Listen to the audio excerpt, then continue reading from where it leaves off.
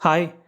మనకు చిన్నప్పుడు చాలా కథలలో సింహం అడవిలో రారాజు అని విన్నాం. కానీ సింహాన్ని అడవి రారాజు అని ఎందుకు అంటారో ఎప్పుడైనా ఆలోచించారా? అడవిలో సింహం రారాజు కావడానికి అసలు కారణమేంటి? సింహం వర్ణం, లక్షణాలు, జీవనశైలి మరియు గొప్పతనం గురించి ఎన్నో ఆసక్తికరమైన విషయాలు ఉన్నాయి. సింహం ఎలా అడవికి రాజు అయ్యిందో మరియు దాని గురించి చాలా మందికి తెలియని కొన్ని ఆసక్తికరమైన విషయాలను ఈ వీడియోలో తెలుసుకుందాం. అంతకంటే ముందు ఈ వీడియోని లైక్ చేసి మన ఛానల్ని సబ్స్క్రైబ్ చేయండి. మీరు విన్న కథలలో మీకు ఏ కథ బాగా నచ్చిందో కూడా కామెంట్ చేయండి. సింహం శక్తివంతమైన కండరాలు, బలమైన నాలుక, రాజసత్వం మరియు పదునైన పళ్లతో ఉంటుంది. ఇవి దానికి వేటాడటానికి మరియు ఇతర జంతువులతో ఆధిపత్యం చెలాయించడానికి సహాయపడతాయి. సింహాలు సామాజిక జీవులు. అవి సింహ గర్జన ద్వారా కమ్యూనికేట్ చేసుకుంటాయి మరియు సమూహంగా వేటాడతాయి. ఈ సామర్థ్యం వల్ల అవి ఇతర జంతువుల కంటే ఎక్కువ శక్తివంతంగా మారతాయి. సింహం యొక్క గర్జన మరియు భయంకరమైన రూపం ఇతర జంతువులను భయపెడుతుంది. ఇది అడవిలో దాని ఆధిపత్యానికి కారణం. సింహం అడవిలోనే అత్యున్నత స్థానాన్ని ఆక్రమించింది. జంతువుల పరస్పర పోరాటంలో సింహం అత్యంత శక్తివంతమైన జంతువుగా నిలిచింది. సింహం రారాజుగా మారడానికి అనేక పురాణాలు, కథలు ఉన్నా వాటిలో ఎంతో మిథ్యా ప్రయోగాలు ఉన్నాయి. కొన్ని కథలు సింహం శక్తిని, ఇతర జంతువులపై తన ఆధిపత్యాన్ని ప్రదర్శించడాన్ని గురించి చెప్పబడ్డాయి. ఇక్కడ ఆశ్చర్యకరమైన విషయం, సాధారణంగా మగసింహాలు వేటాడవు. ఆడసింహాలే వేటాడి కుటుంబానికి ఆహారం అందిస్తాయి. సింహాలు నీటిని ఇష్టపడతాయి మరియు మంచి ఈతగాళ్ళు. అవి తరచుగా నీటిలో ఆడుకోవడం మరియు వేటాడటం కనిపిస్తాయి. సింహాలు ఒక రోజుకి 20 గంటల వరకు నిద్రపోతాయి.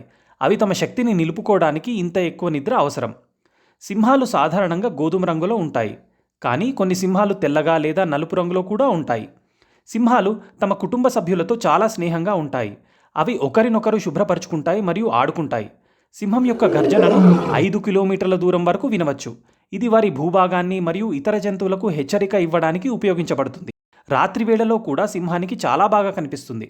ఇది వేటాడటానికి దానికి ఎంతగానో ఉపయోగపడుతుంది. సింహాలు సామాజిక జీవులు. అవి సింహగర్గం అని పిలువబడే సమూహాలలో నివసిస్తాయి. సింహగర్గంలో ఒక మగసింహం, అనేక ఆడసింహాలు మరియు వాటి పిల్లలు ఉంటారు. మగసింహం సింహగర్గం యొక్క నాయకుడు. అది తన సమూహాన్ని రక్షిస్తుంది మరియు వేటాడటానికి నాయకత్వం వహిస్తుంది. ఆడసింహాలు వేటాడి కుటుంబానికి ఆహారం అందిస్తాయి. సాధారణంగా సింహాలు ప్రశాంతంగా ఉంటాయి, కానీ ప్రమాదం వచ్చినప్పుడు చాలా దూకుడుగా మారతాయి. సింహం అనేది భారతదేశం మరియు పూర్వకాలంలో శక్తి, ధైర్యం మరియు మానవ సంబంధం యొక్క ఒక ప్రతీకగా భావించబడింది. సింహం గర్జన ద్వారా తన శక్తిని ప్రదర్శించడమే కాకుండా వాటి గుణాల ద్వారా ఇతర జంతువులలో స్తంభన కలిగిస్తాయి.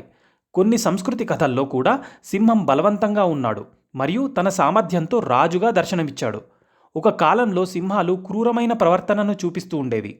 కొన్ని కథల ప్రకారం సింహాలు స్నేహం, సహజ సిద్ధమైన బలంతో కాదు, వారి క్రూరతతో బలవంతమైన జంతువులుగా ఎప్పుడు ఏదైనా అన్యాయాన్ని లేదా విచారం ఎదుర్కొనేవి.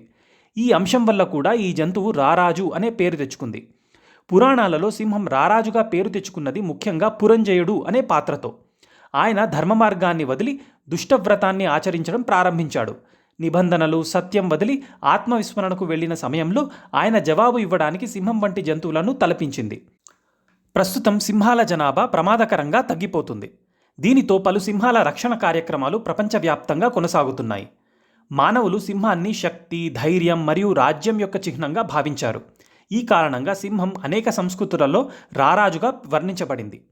మీకు ఈ వీడియో నచ్చినట్టయితే లైక్ చేసి, షేర్ చేసి, సబ్స్క్రైబ్ చేయండి. Thank you.